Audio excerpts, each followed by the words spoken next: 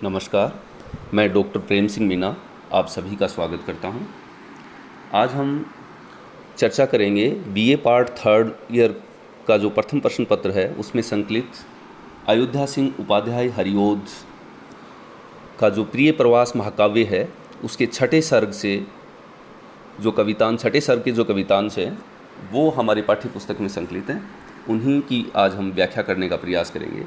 आप सभी जानते हैं कि अयोध्या सिंह उपाध्याय हरिओद आधुनिक काल के प्रसिद्ध कवि हैं और उनसे पूर्व हिंदी कविता ब्रज भाषा में लिखी जाती थी, किंतु इन्होंने प्रिय प्रवास नामक महाकाव्य को खड़ी बोली में लिखा और हरिओद जी का जो प्रिय प्रवास है ये हिंदी का सर्वप्रथम महाकाव्य माना जाता है। इसलिए हरिओद जी खड़ी बोली के सशक्त कवि हैं। एक और बात हरिओद जी के संदर्भ में कि उन्होंने नवीन सामाजिक परिस्थितियों के अनुरूप नारी की महत्ता को प्रतिपादित किया और प्रिय प्रवास की जो नायिका राधा है वो लोक सेवा के रूप में चित्रित की गई है। तो आज हम उनकी जो प्रिय प्रवास की जो रचना है उसके जो पद हैं उन पर व्याख्या करने का हम प्रयास करेंगे। ये देखिए,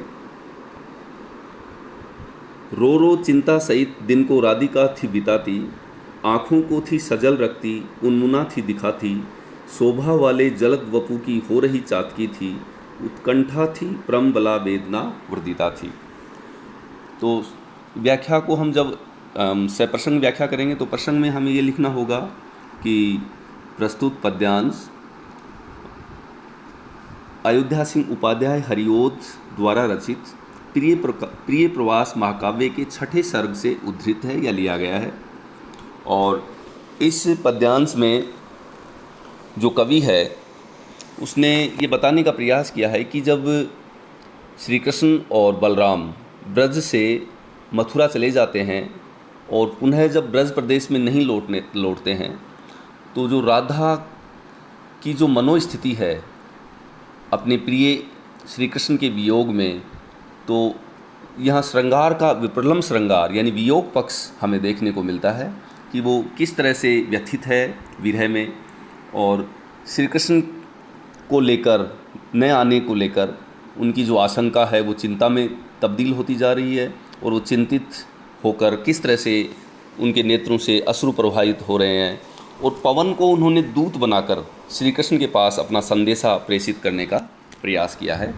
देखिए, हम व्याख्या करते हैं कि रो रो चिंता सहित दिन को राधिका थी बिताती, आँखों को थी सजल रखती, उन्मुना थी दिखाती। उन्मुना अर्थात उदास या खिन्न होना, उदास होना।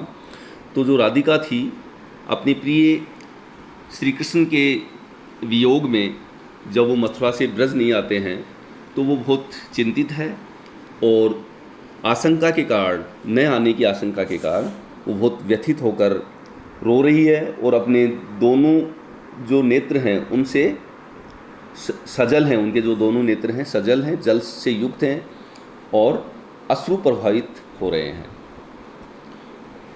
और कैसी हैं वो? उन्मुना हैं, उदास हैं, खिन्न हैं। वे उदास और खिन्न होकर अपनी आँखों से आंसू, उनकी आँखों से आंसू प्रभावित हो रहे हैं और वो बहुत ही दुखी है। नीचे वाली पंक्ति में देखिए, शोभा वाले जलद वपु, जलद बादल को कहते हैं, वपु शरीर, यानी जो बारिश के जो बादल हैं, वर्षा ऋतु के जो बादल होते हैं वो श्याम यानी काले होते हैं और जो भगवान श्री कृष्ण का जो वर्ण है वो भी श्याम वर्ण है, तो उन्हें घनश्याम इसीलिए कहा जाता है।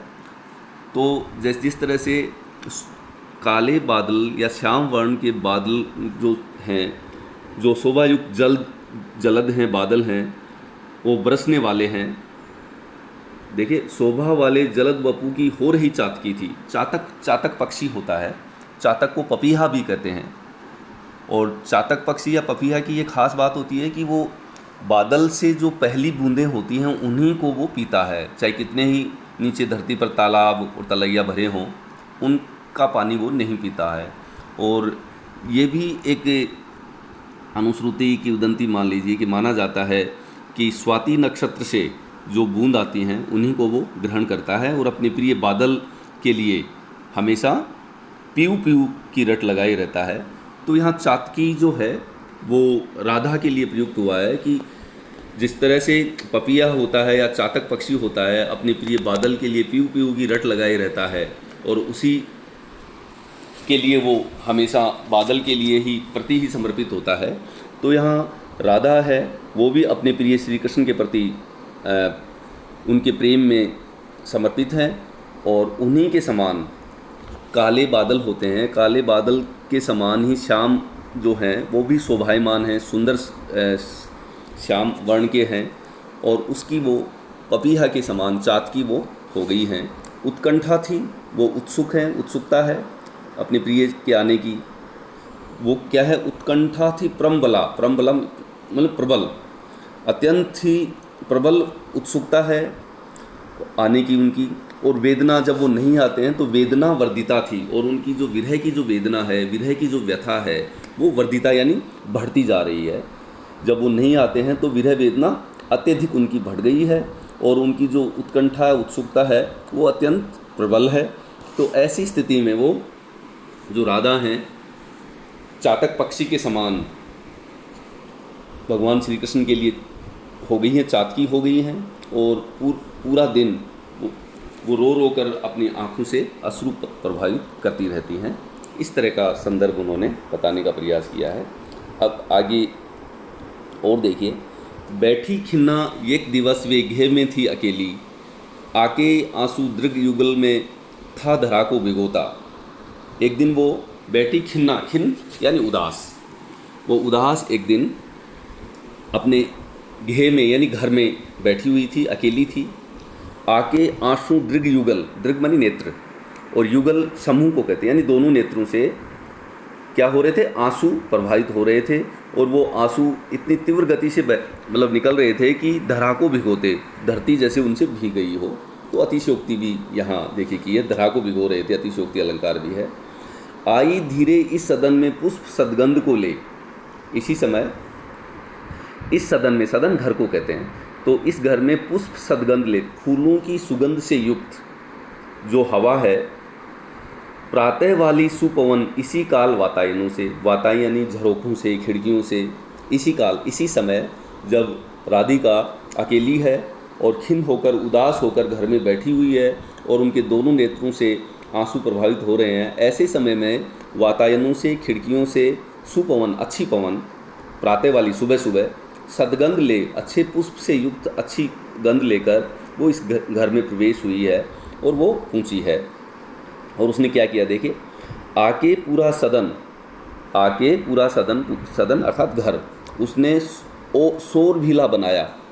उसने क्या बना दिया, सौरभ से युक्त, सुगंध से युक्त बना दिया।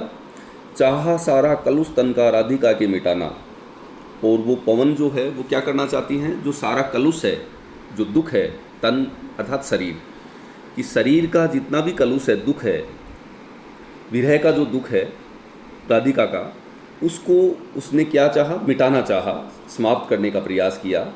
जो बूंदे थी सजल दृग के पक्षम में विद्यमान, और जो राधा है उसके नेत्रों में, नेत्रों के जो पक्षम, पक्षम अर्थात बोहें जो होती हैं, बरौनियाँ जिसे कहते हैं, वो जो होती हैं दो, उनके कोनों में, नेत्रों के कोनों में, बरौनियों में या बोहों में जो विद्यमान है, जो बूंदें थी आंसुओं की, उन्हें धीरे धीरे क्षिति पर, क्षिति मानी पृथ्वी पर, धरती पर, सौम्यता से, बहुत ही शालीनता से, सौम्यता से उन्होंने उसको गिरा दिया। यानी कि एक तरह से उन्होंने उसके कलुष को मिटाने का, जो उनकी जो विरह वेदना थी राधिका की, उस विरह वेदना को मिटाने का प्रयास किया। आगे देखिए, श्री राधा को ये पवन की प्यार वाली क्रियाएं थोड़ी सी भी न सुखद हुई, हो गई वैरिणी सी। जो पवन है, सुगंधित जो पवन है, और राधिका का जो विरह की जो वेदना है उसको समाप्त करना चाहती है, लेकिन ये जो प्यार वाली जो क्रियाएं हैं, क्रीड़ाएं हैं, पवन की जो प्यार वाली जो क्रीड़ाएं हैं, थोड़ी सी भी न सुखद हुई, उन्हें थोड़ी बहुत भी सुख प्रदान करने वाली नहीं हुई, बल्कि वो वैरिणी हो गई, यानी एक तरह से शत्रु हो गई, दुश्मन हो गई। वो क्या हो गई? वैरिणी के समान हो गई, शत्रु के समान हो गई। भीनी भीनी महक मन की शांति को हो रही थी, पीड़ा देती व्यथित चित्त को वायु की सनिग्धता थी। और कवि यहाँ देखिए वर्णन करते हैं कि थोड़ी सी भी न सुखद हुई, हो गई वैरिणी सी, भीनी भीनी महक, जो भीनी भीनी सुगंध है, जो अच्छी सुगंध है, वो मन की शांति को खो रही थी। एक तरह से वो जो पवन, सुगंधित पवन है, वो शीतलता प्रदान करने वाली है, स्निग्धता प्रदान करने वाली है, दुख को हरने वाली है, किंतु इससे उनकी विरह की जो व्यथा है, राधा की जो विरह की व्यथा है, और बढ़ गई है, बल्कि उनकी जो मन की जो शांति है उसको और व्यथित कर कर उसे समाप्त कर रही है, उसकी शांति को समाप्त कर रही है। मन में और उनकी स्मृतियाँ आ रही हैं, तो वो अत्यधिक दुखी होने लगी है। पीड़ा देती व्यथित चित्त की वायु की स्निग्धता थी, जो पवन की जो स्निग्धता है, जो कोमलता है, उनकी जो शीतलता है, हवा की स्निग्धता, शीतलता या कोमलता, या जो वायु की जो कोमलता है, स्निग्धता है, शीतलता है, वो उसे राधा जी को और अत्यधिक व्यथित करने लगी। इस तरह का वर्णन कवि ने यहाँ करने का प्रयास किया है। विशेष में हमें यही लिखना होगा कि खड़ी बोली हिंदी का ये प्रसिद्ध महाकाव्य है और भाषा सरल है, तत्सम शब्दों का प्रयोग किया गया है, अनुप्रास अलंकार, पुनरुक्ति प्रकाश आदि अलंकारों का प्रयोग किया है, मंदाक्रांता छंद है, मंदाक्रांता छंद का प्रयोग इन्होंने किया है। और इसी प्रकार जैसे रो में पुनरुक्ति प्रकाश अलंकार है, और जो राधा की चातकी वर्ड है, इसमें उत्प्रेक्षा अलंकार है। तो धन्यवाद।